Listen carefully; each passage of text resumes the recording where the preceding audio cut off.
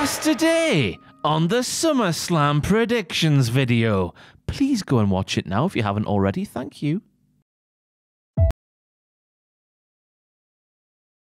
This is the future. It's not a pile of garlic bread.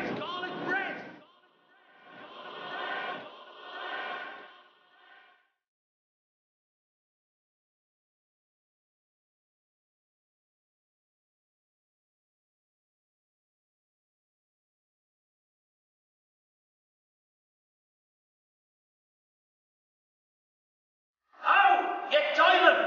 Get your hands off my property!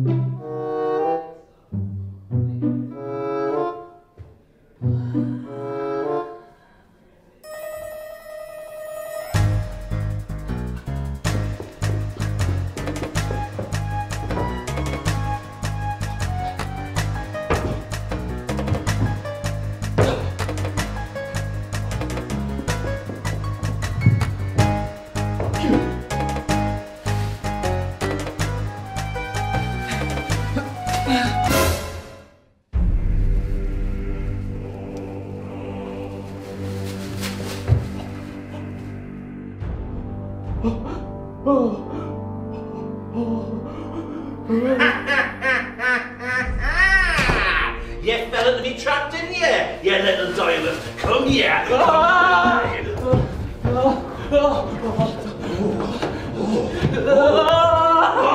You've done it now. You've gone and made a big mistake. No.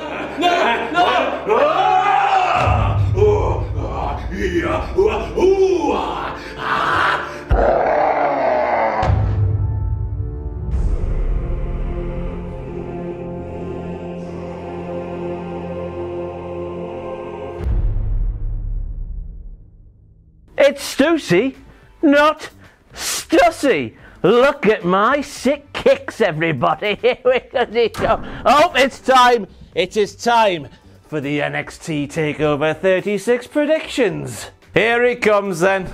In he comes. Attitude adjusted. How are you feeling, eh?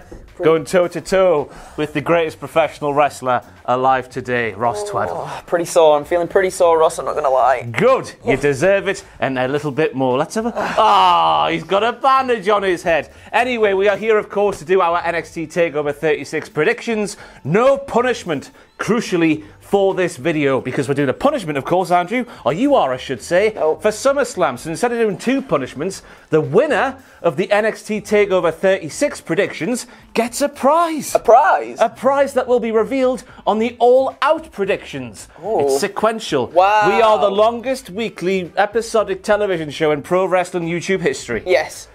Yes. And to just address the comments from yesterday, of course, we must send our deepest apologies to Astolfo, because we wrongly said this anime character here is a lady. It's not. It's a boy. We heard the comments, we read the comments, we did everything with the comments. We are sorry we got that horribly, horribly wrong. But next week, Andrew will be taking Astolfo for a date at the world famous Coop Chicken House. But as for NXT TakeOver 36, first up we have LA Knight up against Cameron Grimes. If Cameron Grimes loses, if LA Knight wins, Ted DiBiase must be the butler of LA Knight. Who are you taking and why? I'm going to go for... Do you know where he's going, Ross? He's going to the moon! Cameron Grimes. You're supposed to be the babyface here, you know. Cameron Grimes. Well, so's Cameron Grimes at the moment, and he's saying that. Cameron Grimes to win. I think now is the time for Cameron Grimes to win, especially with Ted DiBiase on the line here. Just poor old Cameron Grimes been getting knocked down throughout the weeks. He's been doing really good comedic segments with LA Knight as well that I've been enjoying quite a lot. And I think now's the time. The time is up. The time is now. You can't see him because he's off top moon. It's Cameron Grimes, Ross. That was an experience, wasn't it, dear viewer? But I'm also going for Cameron Grimes, even though I would love it. I would love it if LA Knight won, meaning that dirty hypocrite Ted DiBiase would have to be his butler, because the way that Ted DiBiase is flip-flop from one side to other is absolutely disgraceful. But yeah, I just think the way the storyline's been going recently with sort of Grimes being knocked down further and further and further after initially having a nice time as being a butler. Remember the swimming pool? He got knocked LA Knight in there, and it was all kinds of fun. After that story, we've knocked him all the way down. We're going to build him back up as $1 million champion. Next up, we have NXT Women's Champion Raquel Gonzalez defending her championship against Dakota Kai and Ross. Who are you going for in this Who one? am I going for? I'm going for Raquel Gonzalez because there has been a few dark matches. Yes. Which potentially could be foreshadowing, potentially it could be nothing, with Dakota Kai hopefully going to SmackDown to beef up their ladies division, because as we all know, the SmackDown ladies division, it's as shallow as a kid's paddling pool. Ooh, what? Not in terms of personality, but in terms of depth. That was a very good analogy there. I'm going for Raquel Gonzalez as well. I don't think she's losing the belt just yet. I think we've got some tasty feuds down the line for Raquel. But for now, you know, Dakota, like you were saying, I think she could be going up to the main roster and doing the things. And yeah, I don't see Raquel losing the belt just yet. You're so weird, aren't you? Yeah, I am a bit. I'm sorry. Next up in the Matthew Gregg has a boner invitational, we have the NXT UK Championship on the line as the champion Volta defends against Ilja Dragunov. Who are you taking and why? I'm going for Ross. I think it's time for Ilja Dragunov to win the belt because he's got lots of momentum behind him in this match. The momentum has been fantastic. I think they've been building it up really well on NXT UK, and now they've been building up fantastic on NXT, just the regular USA 1-2. Ilja's coming out, he's a fighting boy, and Walter's been trying to get him. He's been trying to get him after the matches and stuff, and yes, he was down and out at the end of this week, but let me tell you something, Ross. That usually means that the challenger's often going. The challenge is gonna win. Ilja's gonna win this one. What you are on about with momentum in terms of Ilja Dragunov is the biggest load of nonsense I have heard on Cultaholic Wrestling this week, and with you being about, that is a staggering thing to say. He lost to Pete Dunne last week on NXT, and then this week on NXT, Volta just put him down. But, right, listen to me. So when he lost to Pete Dunne, he fought off Volta though afterwards. Yeah, he didn't look like a silly boy. He still lost his big black and gold debut. But he's still going in there with he's charging head first. That flying headbutt thing. Yeah, but he's got no momentum whatsoever, and it's that fact which is telling me that he's going to also beat Volta. Because I'm just sat back there thinking Andrew, what the hell is Volta going to do if Volta beats somebody else again? Who else could possibly beat Volta for the NXT UK title and then do something with that brand? Because I'm struggling to think of anybody. So Ilja's got to win, or as far as I'm concerned, the main event scene in NXT UK is completely dead. Bit dramatic? Nah, that's pretty good. Fair, yeah. Next up for the men's NXT Championship, we have, he's Kross. He's Karrion Kross. He is defending, he's defending his belt against Samoa Joe. Ross, and who are you going for? I almost shed a tear watching this week's NXT, watching Karrion Kross come out to absolutely zero noise whatsoever, apart from chants of Jeff Hardy, followed by chants of "Where is Scarlett?" Clap, clap, clap, clap, clap. And of course you might be saying, Ross, that's not Karrion Kross's fault. That's not Karrion Kross's fault. That's not Karrion Kross's fault. That's not Karrion Kross's fault. Because it's the story that WWE aren't telling in terms of where is Scarlett. Why haven't they filled that blank in? And second of all, why they haven't lose to Jeff Hardy? Why is that? I can't help but laugh because it's so weird how they've stripped everything back and made him as boring and as bland as possible. And because that, I'm just hoping and praying and believing that Samoa Joe will finally put Karrion Kross out of his misery, send Kross to the main roster proper, where Karrion Kross can hopefully find himself once again, because he's lost what he is. Oh, Who are I you agree. going for? I agree. I absolutely agree. I think it's going to be big old dun, dun, dun. That was Samoa Joe's theme song.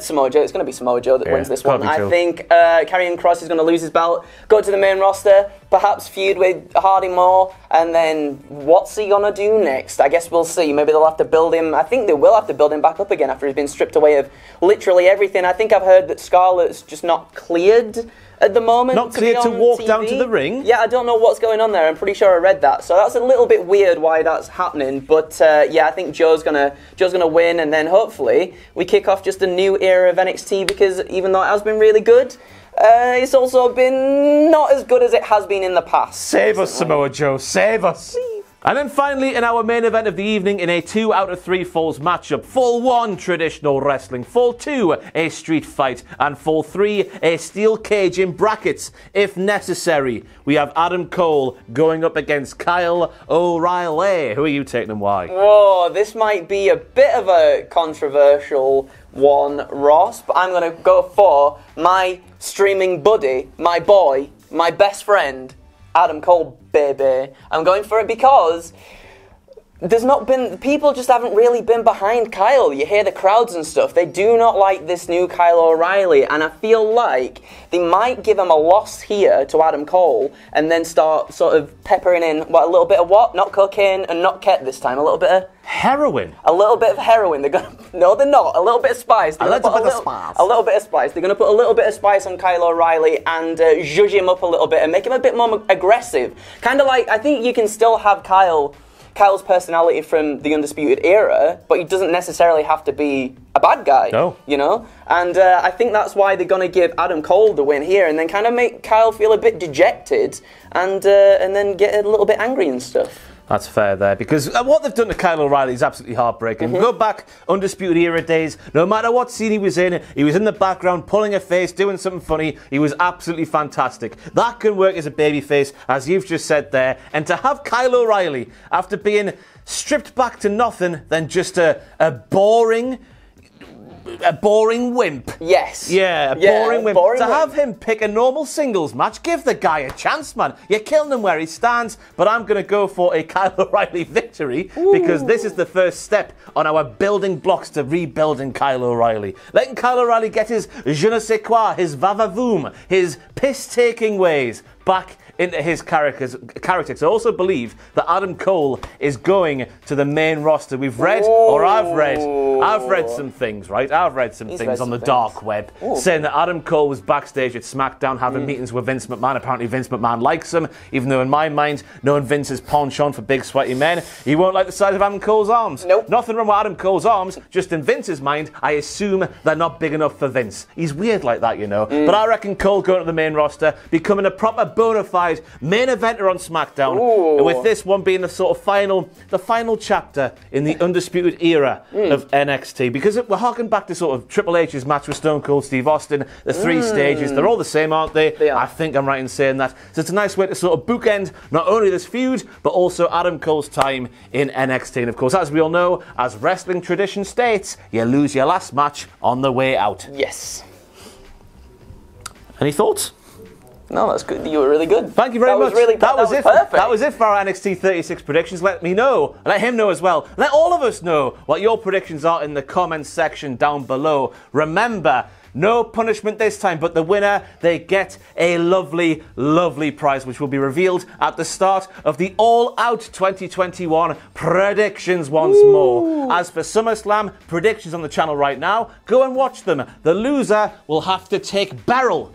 This is Beryl here on a date at a busy restaurant called Coop Chicken House in the middle of Newcastle upon Tyne. SummerSlam pitches for SummerSlam 2021 on the channel right now. Go and watch it if you haven't already. Adam Pacitti will be live streaming AEW Rampage, his reactions to, of course, AEW Rampage, on the normal place. YouTube.com/live and Cultaholic and all that stuff. What's the URL? Cultaholic.com/cultaholic/YouTube. In that same exact place, you can see Adam Pacitti also live stream not only SummerSlam 2021, but also NXT TakeOver 36. He'll be doing live stream reactions for that. Cut down reactions for SummerSlam 2021 with me Me and he will be on the channel in the coming days. As for SummerSlam coverage, we'll have What Happened At with Jack the Jobber, graded with Tom Campbell, I do believe, and I'll be back with WTF Moments. For TakeOver, What Happened At with Jack the Jobber, and then also graded with the illustrious Tom Campbell, I think it is as well. Sounds nice. That sounds really nice. good. They've got reactions with us, not for TakeOver this time, I don't believe. But, no, just for SummerSlam. Definitely for SummerSlam. So there is all of the content ever. And of course, check out the Cultaholic Wrestling podcast, which will be around very soon indeed. So that's it. That's a big SummerSlam weekend. Beryl, have you had a nice time? Yes. There you go, Beryl, with the seal of approval on the Cultaholic Wrestling content over the weekend. I've been Ross Tweddell from Cultaholic Wrestling. This has been Andrew, and he is a broken idiot. This has been Beryl.